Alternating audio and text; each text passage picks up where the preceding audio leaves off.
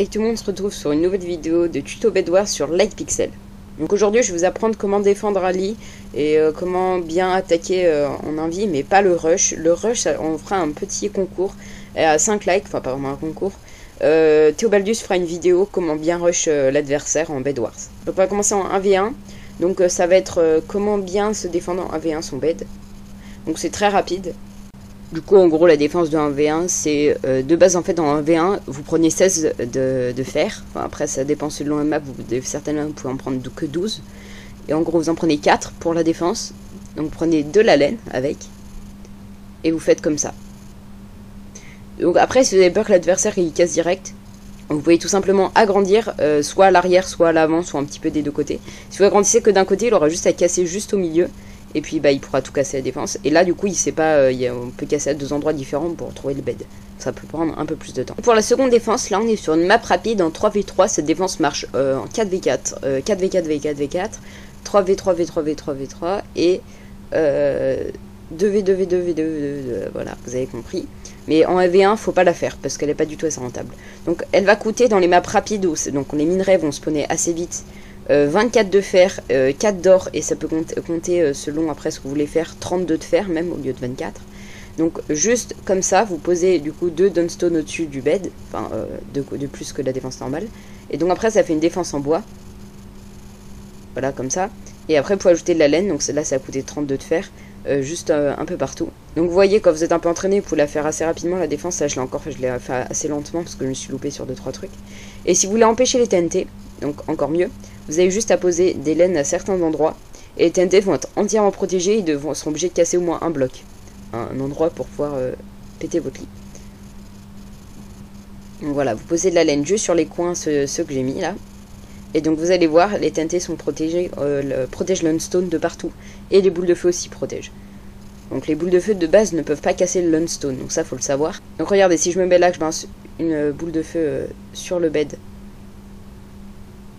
Il y a même un bois seul qui est cassé, normalement il se casse pas d'habitude, quand ça dépend d'où vous tirez. Et puis pareil, s'ils montent au-dessus du lit et qu'ils veulent balancer une TNT, ils auront beau la balancer, enfin vraiment là où ils veulent, ça cassera pas le lit.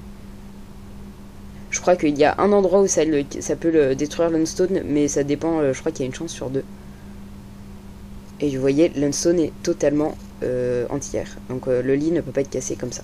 Donc on se retrouve dans une nouvelle gamme. Bon, ma malédiction c'est que je tombe toujours sur des teams de 2 ou tout seul. La gamme d'avant c'était du 3v3, je suis tombé tout seul. Donc là je vais vous montrer un petit peu les améliorations qui peuvent vous servir. Donc regardez, ça c'est, mettons que je sois sur une map plante, je mets de la clay. Donc en fait c'est beaucoup mieux et vous mettez juste clay et bois quand vous êtes très lent et que vous les rush vite.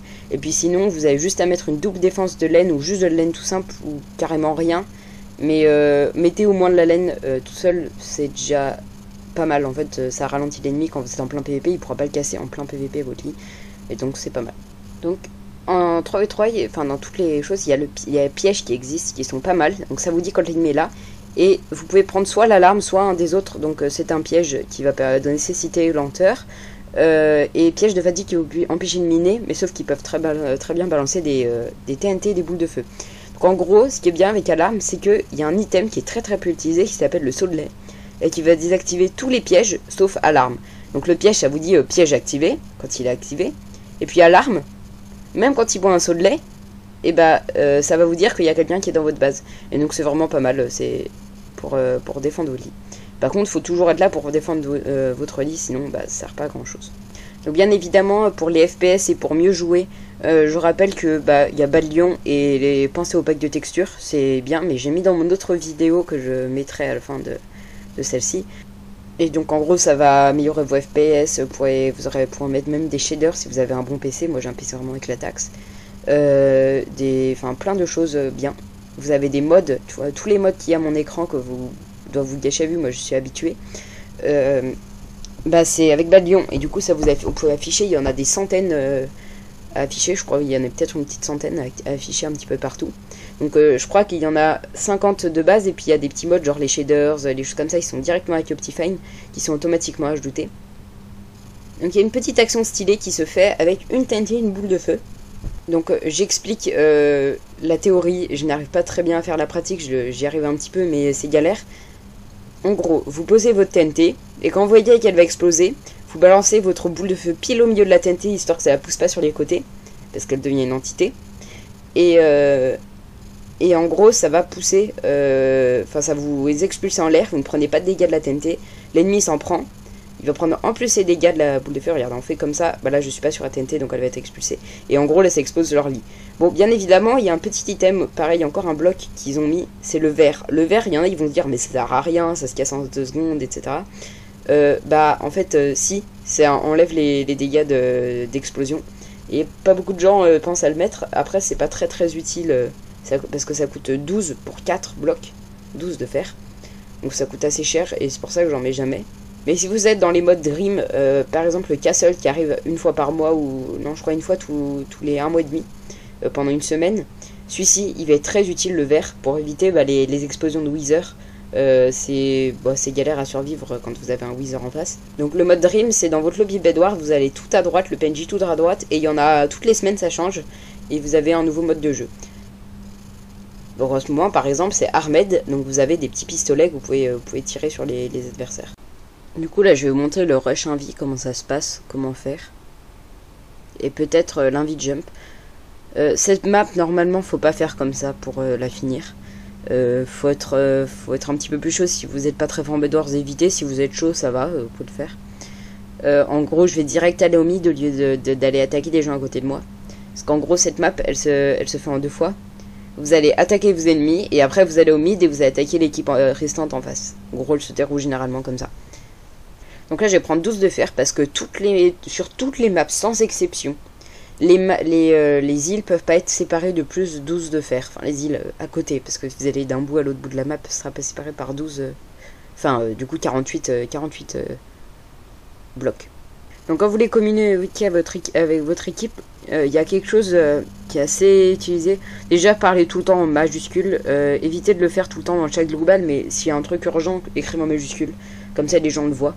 À moins que vous soyez VIP ou un truc comme ça, vous voyez mieux les choses. Enfin, tout ce qui, quand les gens vous voient mieux dans le chat.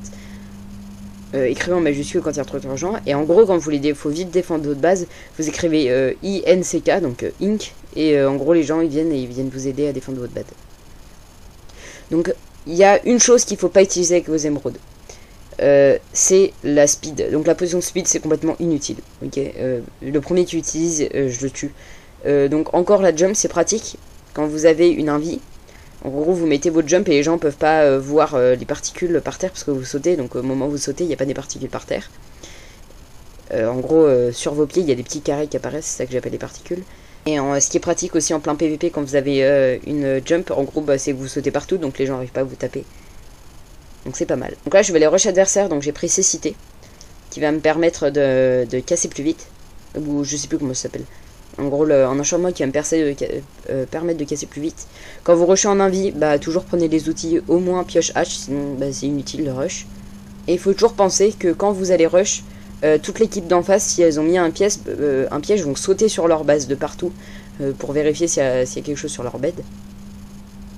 Donc là vous prenez votre invie cachée des autres. Et vous évitez vous bridgez le plus rapidement possible.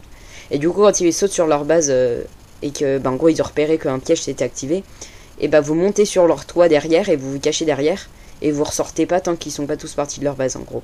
Et vous pouvez les péter. À moins que vous ayez besoin d'aide à votre base aussi. Donc là, ils s'étonnent de rien, il n'y a pas de piège qui s'est activé. Hop, je casse ici, hop, le bon outil. Et hop, j'ai leur bed. Donc en gros, vous mettez derrière un petit peu caché. Et un endroit où ils ne voient pas. Limite, s'il y a tout le monde qui est à l'avant du bed, vous creusez à l'arrière, là où il y a leur base. Ou vers là où il y a le générateur. Donc là, je vais retourner, je vais essayer de rush en invie jump. Pour rappel, avec les émeraudes, il y a plusieurs choses qui peuvent s'acheter. Donc les œufs de pont, qui sont très peu utilisés, c'est pas ouf, mais ça peut être pratique. Ensuite, il y a les potions, donc invie, jump et speed. Et vous avez aussi l'opsy, qui est pas mal. Donc là, regardez. J'attends pour avoir un jump. Donc là j'ai juste de quoi faire un vie. Et donc l'opsy en gros il en faut 8. Donc 8 émeraudes qui vont vous donner 8 d'opsy. Et vous pouvez creuser sous votre bed et du coup vous mettez de l'opsy un peu partout pour pas que l'ennemi puisse casser. Donc l'opsy ça se casse soit en 12 coups de TNT. Donc c'est pas ouf. Soit avec une pioche diams. Où ça se cache plus rapidement. Et sinon vous pouvez y aller avec la pioche bois. Donc c'est possible. J'ai déjà réussi à casser de l'opsy avec une pioche bois. En gros vous enfermez dans le bed. Et vous minez pendant en gros 1 minute 30. Donc là je suis assez proche de ma base. De toute façon il y a des gens à ma base. Je vais essayer d'aller les aider.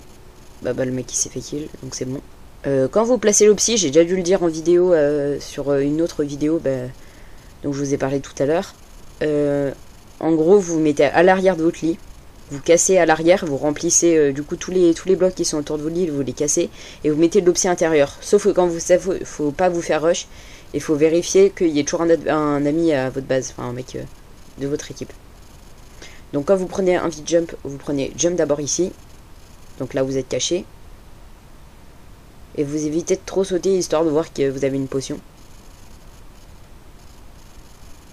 Et regardez, vous cachez le maximum possible pour boire votre envie.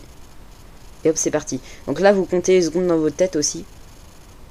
Et faut pas que le moment où vous buvez votre envie et votre jump, faut pas qu'il soit une plus de 15 secondes, c'est toujours mieux. Parce que là, en fait, la jump dure 15 secondes de plus, justement. Donc là, je vais tourner autour. Je pense que je vais essayer de passer ma TNT s'il bouge. Non, il bouge pas. Si, il bouge. Hop, TNT. C'est pas hyper grave si vous faites voir pendant que vous pétez le bête, mais là, il doit se demander ce qui se passe. Donc là, il est en train de reboucher. Hop, clac, clac. Et c'est pour ça que j'ai pris une pioche qui minait rapidement. Comme ça, il n'a pas le temps de voir. Et hop, là, je l'ai. Bon, voilà. En gros, c'est comme ça que se déroule la défense et l'attaque d'un bed dans Bed Wars. C'est les techniques les plus répandues. Donc après, sinon, vous avez aussi... vous pouvez essayer de faire des canons à TNT pour détruire les beds en face sans vous approcher. Vous pouvez spam boule de feu pour le détruire quand il y a des amis. Et quand vous rushez en envie et vous êtes dans un voc avec un pote, en gros, votre pote, il passe d'abord pour aller attaquer le mec. Donc déjà, le mec va être concentré sur votre pote. Et en plus, ça déclenche le piège avant que vous arriviez. Donc c'est vraiment stonks.